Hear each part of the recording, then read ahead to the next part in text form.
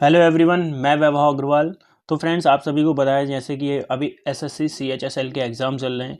तो आज के इस वीडियो में अपन डिस्कस करने वाले हैं एसएससी सीएचएसएल के 13 मार्च मतलब जो फर्स्ट शिफ्ट में आज जो क्वेश्चंस पूछे गए थे रिलेटेड टू द मैथ्स, तो उसका यहाँ पर अपन एनालिसिस करने वाले हैं। कुछ क्वेश्चंस मैंने यहाँ पर फाइंड आउट कर रहे हैं जो क्वेश्चंस आज की फर्स्ट शिफ्ट में आए थे, तो उन सभी क्वेश्चंस को यहाँ पर अपन देखने वाले हैं बारी बारी से।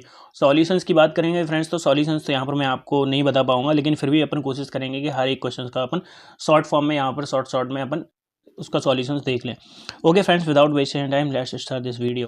तो फ्रेंड्स, यहाँ पर फर्स्ट क्वेश्चन दिया गया है कि दो आर्टिकल दिए गए हैं जिनकी कॉस्ट प्राइस क्या है 1.5 लाख है। दोनों की, अगर ए आर्टिकल है, एक फर्स्ट आर्टिकल है, एक सेकंड आर्टिकल है, दोनों का कॉस्ट प्राइस क्या है 1.5 लाख, और एक को बेचा गया है 20% प्रॉफिट पर प्लस में और दूसरे को बेचा गया है -40% लॉस पे।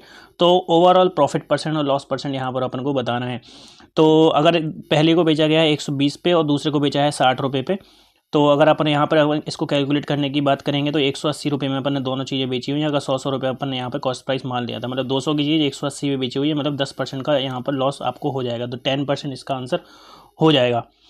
आगे चलते हैं फ्रेंड्स, बात कर लेते हैं क्वेश्चन नंबर 2 की। क्वेश्चन नंबर 2 में दिया गया है कि x+1 upon x equal to -2 दिया गया है। तो अपन को पता है कि अगर x+1 upon x equal to अगर 2 है तो x की वैल्यू 1 होती है। अगर x+1 upon x equal to -2 है तो x इक्वल टू होता है फ्रेंड्स -1। तो यहाँ पर आपसे पूछा गया है कि x की पावर 7 प्लस 1 अपॉन एक्स की power 7 plus x square plus 1 upon x square की वैल्यू कितनी होगी। तो आपको पता है कि x इक्वल टू अगर -1 है तो ये भी -1 हो जाएगा और ये भी -1 हो जाएगा, तो हो जाएगा -2। और यहाँ पर एक्स स्क्वायर है, मतलब इवन अगर पावर है तो -1 का हो जाएगा +1, तो यहाँ पर हो जाएगा +1 और यहाँ पर भी हो जाएगा आपका +1।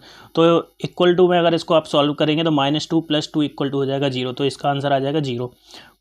थर्ड क्वेश्चन की बात कर लेते हैं फ्रेंड्स। यहाँ पर थर्ड क्वेश्चन में बोला गया है कि अगर एक आर्टिकल पे आपको 20% का डिस्काउंट देते हैं तो आपको 5% का लॉस हो जाएगा। मतलब जो सेलर है अगर वो 20% का डिस्काउंट दे रहा है तो उसको 5% का यहाँ पर लॉस हो जाएगा। उसको बताना है कि अगर वो डिस्काउंट नहीं देगा तो उसको प्रॉफिट कितना होगा, यहाँ पर आपको कैलकुलेट करना था। मैं यहाँ पर कैलकुलेट नहीं करूँगा, फिर भी मैं यहाँ पर सिंपली आपको बता दे रहा हूँ।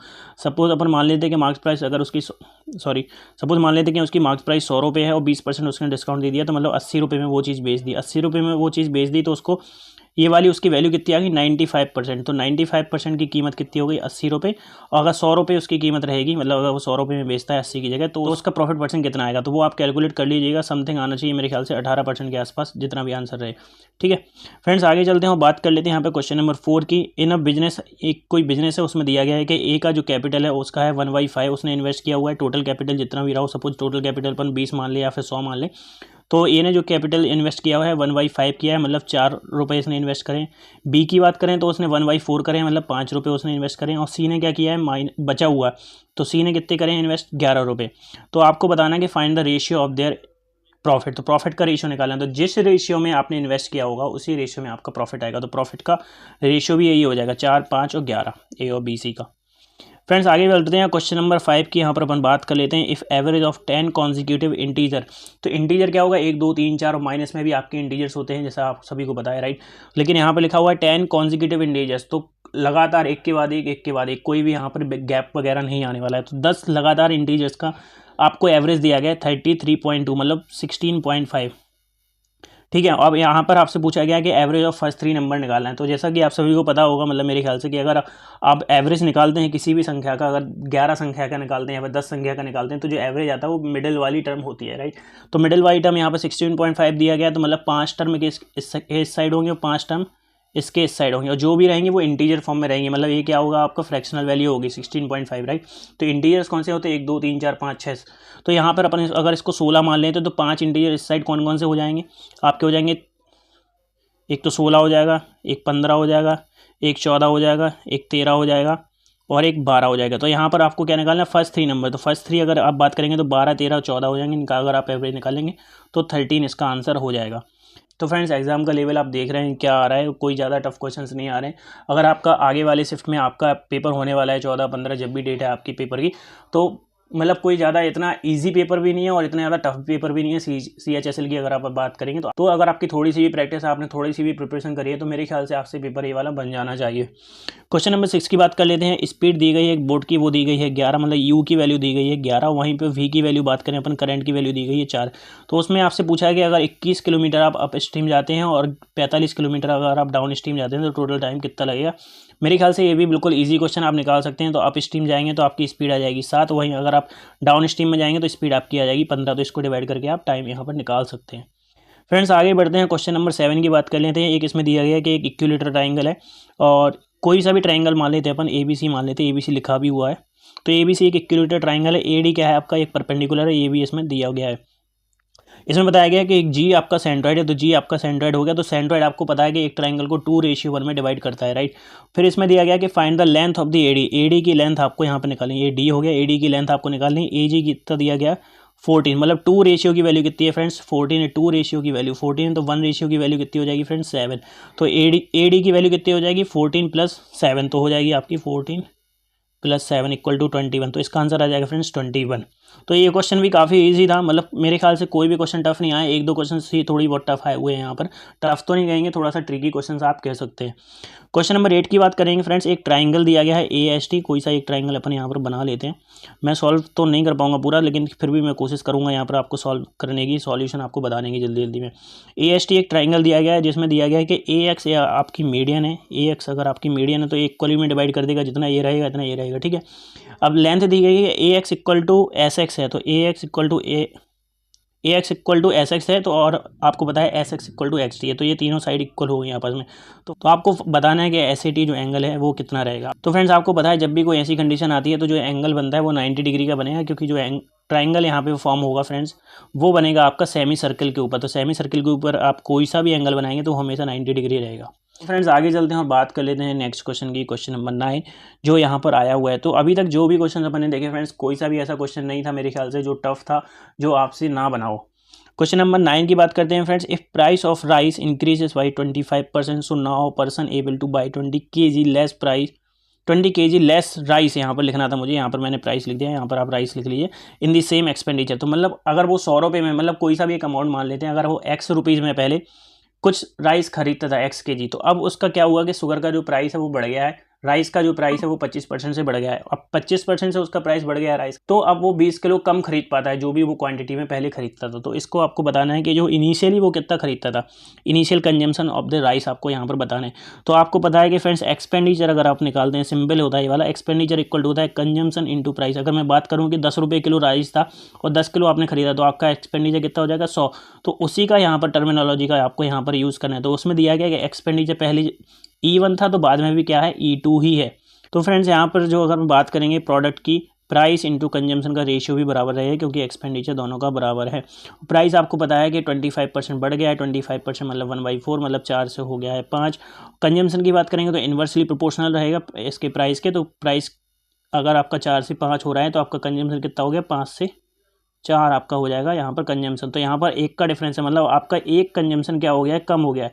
और एक की वैल्यू दी गई है फ्रेंड्स 20 kg, मतलब एक यूनिट की वैल्यू दी गई 20 kg, आपको इनिशियल निकालना है। तो इनिशियल यूनिट कितनी थी 5, तो कितना हो जाएगा यहाँ पर 100 kg। तो 100 kg आपका इनिशियल कंजम्पशन था यहाँ पर राइस का।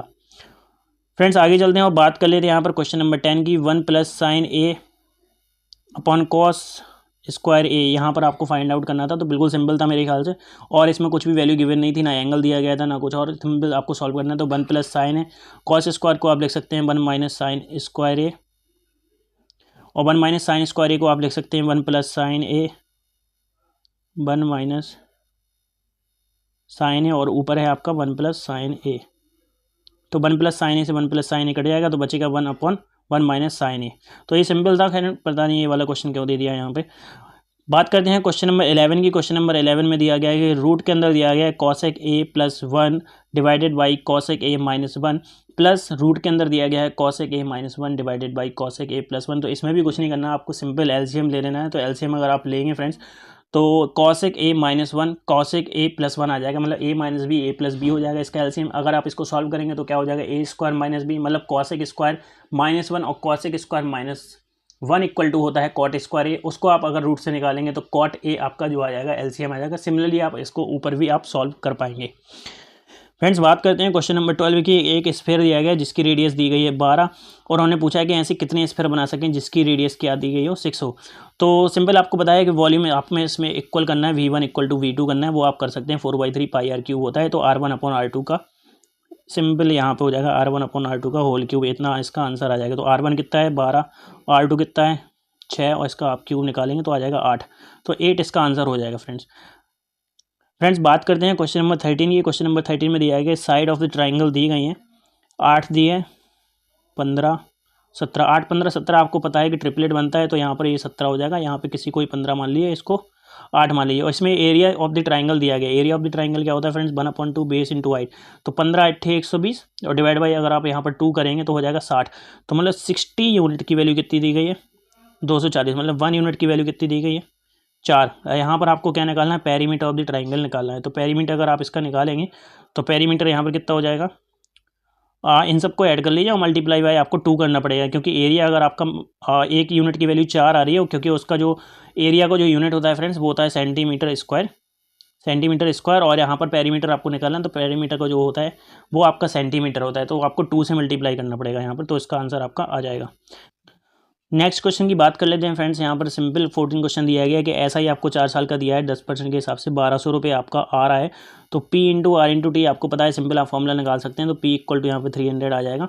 आप निकाल सकते हैं डायरेक्ट भी, मतलब कोई ज़्यादा नहीं है। 4 इंटू 40 करेंगे और डिवाइड बाई 12 कर देंगे तो आपको, और मल्टीप्लाई बाई 100 तो 300 यहाँ पर आपका आ जाएगा। CI आपको निकालना है सेम, मतलब प्रिंसिपल आपका अगर 300 हो गया है तो CI आपको निकालना है 8% के हिसाब से 2 साल में कितना हो जाएगा। काफ़ी सरल क्वेश्चन था मेरे ख्याल से, ये वाला भी आपसे बच जाएगा। क्वेश्चन नंबर 15 बात करेंगे फ्रेंड्स, लास्ट क्वेश्चन जो मैंने यहाँ पर नोट डाउन किया हुआ है। 2 सर्कल दिए गए हैं जिनकी रेडियस है, एक की रेडियस है 11, एक की रेडियस दी गई है 3, और दोनों के बीच के सर्कल की डिस्टेंस दी गई है फ्रेंड्स 17। यहाँ पर अगर 2 सर्कल दिए गए हैं उनकी डिस्टेंस दी गई है 17, एक की रेडियस दी गई है 11, एक की दी गई है 3। तो 11 3 14, तो ये 3 हो जाएगा यहाँ पे। और आपसे पूछा गया है find the length of the common tangent. आपको जो कॉमन टेंजेंट यहाँ से जा रही है उसकी लेंथ आपको यहाँ पर बतानी है। तो थोड़ा सा ये कैलकुलेटिव क्वेश्चन है, थोड़ा सा यहाँ पर कहेंगे ट्रिकी क्वेश्चन है 15 नंबर का। तो बाकी सारे क्वेश्चन जो मैंने यहाँ पर नोट डाउन कर रखे हैं वो सारे आसान क्वेश्चन थे, जो आज की 13 मार्च 2023 के फर्स्ट शिफ्ट में जो क्वेश्चंस आए हुए थे SSC CHSL में। तो फ्रेंड्स आज की वीडियो में बस इतना ही। अगर आपको कोई भी डाउट रहता है तो please write down in the comment section, I will try to answer those question. Friends, अगर वीडियो आपको अच्छा लगता है तो वीडियो को लाइक करें, शेयर करें and don't forget to subscribe our channel. Thank you.